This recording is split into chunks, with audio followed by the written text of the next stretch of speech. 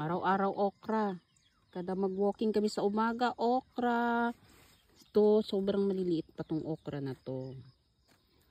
Yung pinakabata yung kinuha namin. Kasi nga, ang tigas. Pagka ano, may nakuha pa yata siyang matigas. Ayan, tigas na to eh. Tapon natin. Ito, parang matigas na rin. Ay, hindi. Ayan, kinukurot ko. Ayan.